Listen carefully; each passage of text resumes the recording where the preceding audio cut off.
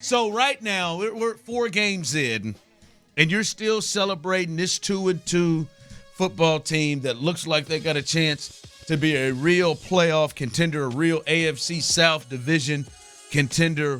What are the things, and 713-572-4610, you can text in your thoughts too.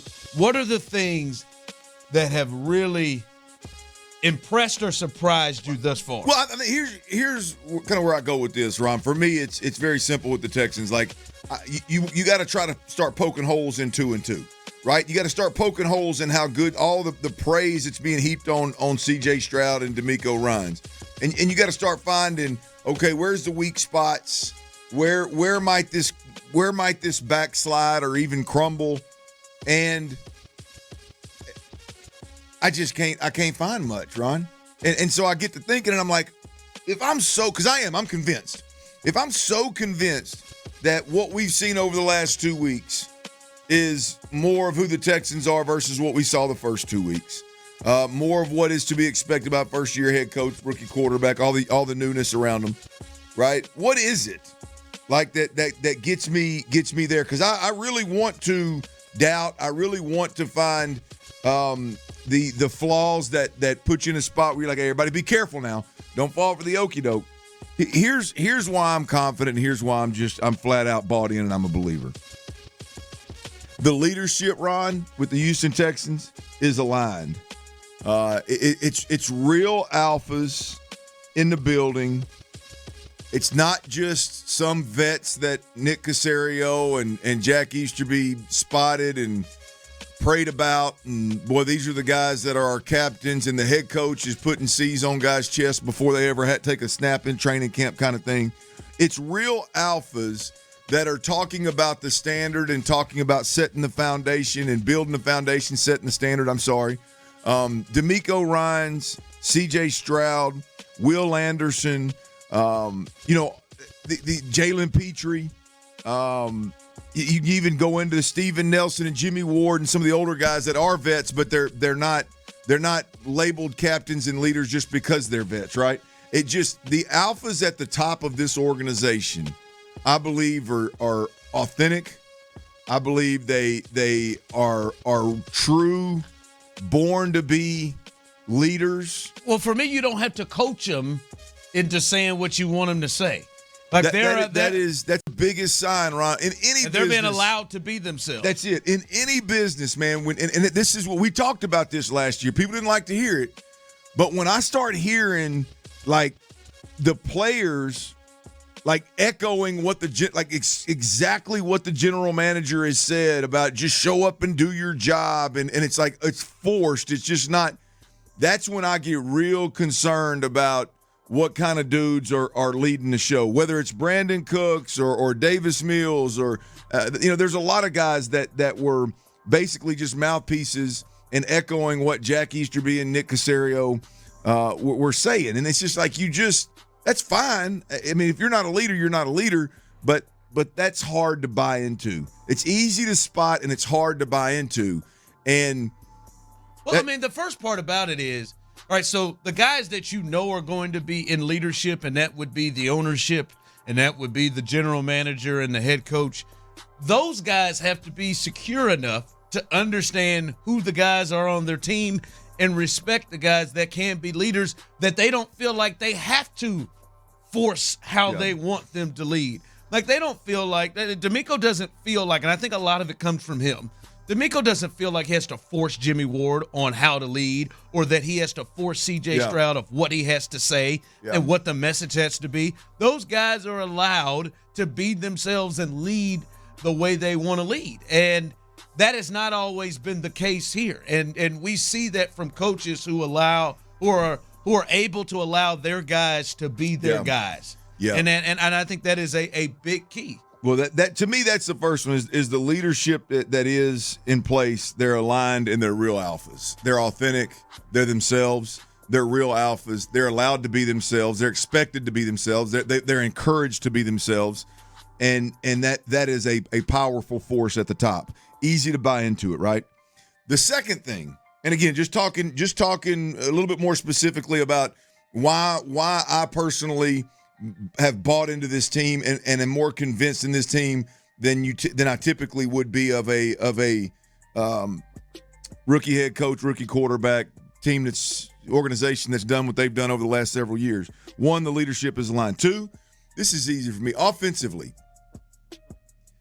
the offensive minds that are the Houston Texans right now, they see the game through the same lens. We've talked about that again over the last several years. And man, if your quarterback and your play caller aren't in lockstep, then something's wrong. You're not going to win ball games. You're not going to put a consistent product out there. You're never going to play at or above your ceiling.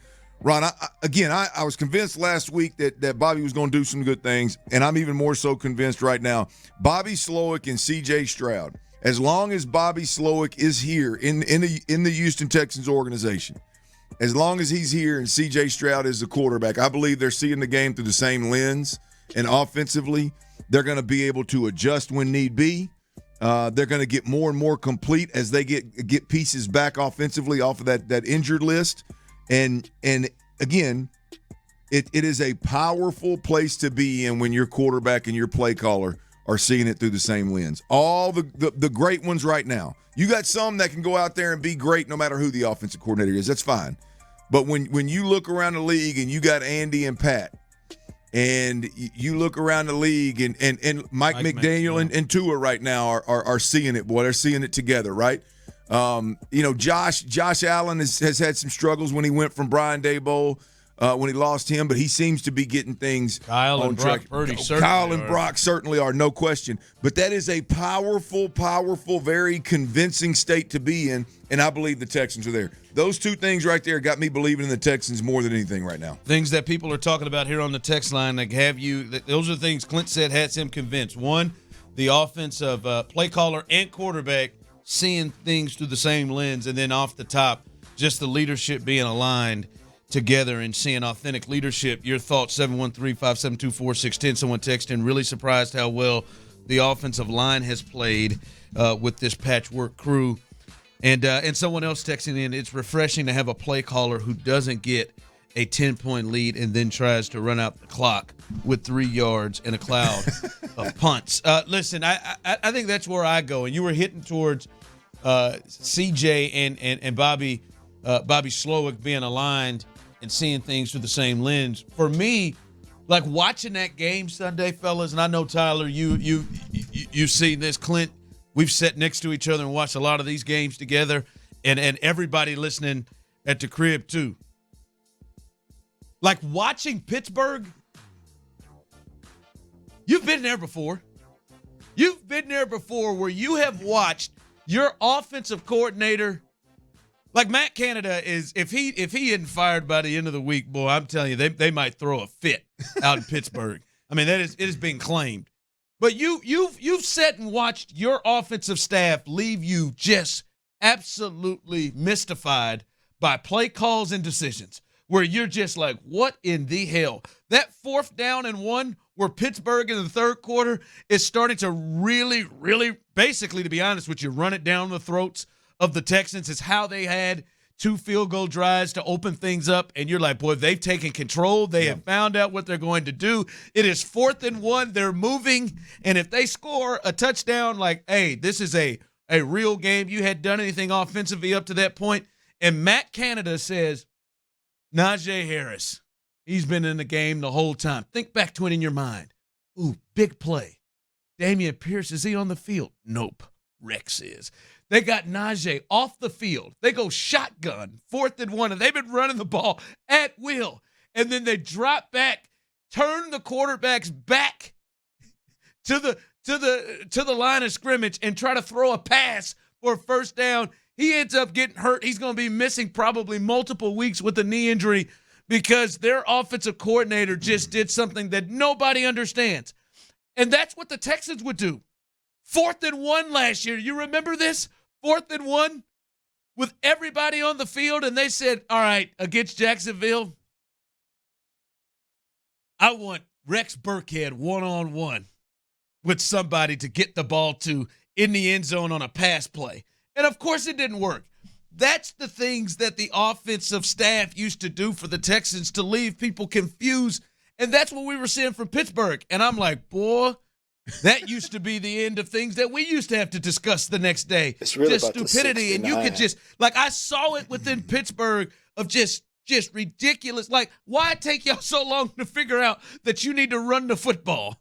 That took the third quarter to figure out you need to run.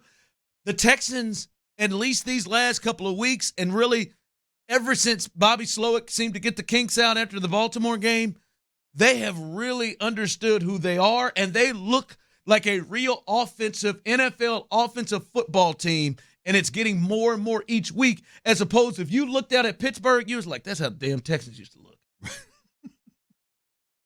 Don't try to get the ball to their best players, like weird things, take people off field. That's how the Texans used to look. And to me, that quickly to do that, and with the issues they've had, they're handcuffed to begin with, and to see what Bobby Slowick is doing, to me, man, that is impressive as hell, Clint. I just like that used to be the Texans. Yeah. Yeah, I mean it's good to be on the flip side of that. Yes. I mean it's really good to be on the flip side of that. You can look, there's reasons why. Like I said, I listened to a podcast with Kyle Shanahan, the head coach of the 49ers right now. His pops, Mike Shanahan, was a coach back in the day, and his pops told him a long time ago, 4 or 5 teams in the league are trying to win every year. Rest of them are lost, right? And that may be a little bit aggressive. 4 or 5 may be a low number, but Pittsburgh right now is his point. I mean, you got, like, offensively, you can't tell me that they're putting the best product an NFL team can put on the field out there. You know, the Texans used to be one of those teams. Just thank the good Lord, as you did yesterday. Tried to hug everybody over at NRG yesterday. I mean, thankfully, we're watching a different squad this year. Look, we're here. You remember Tyler was playing all those cuts about how they was talking about Kendrick Green. Didn't see his name being called as an issue, and he was out there going against guys who supposedly kicked his ass all up and down training camp. Defensive coordinator knew who he was. He's supposed to be the duck. They were supposed to get up there and eat him alive. No sacks. Nope. Only thing took him out was his injury. Yep. So, I mean, it is good to be good for the Texans to be on this side of it.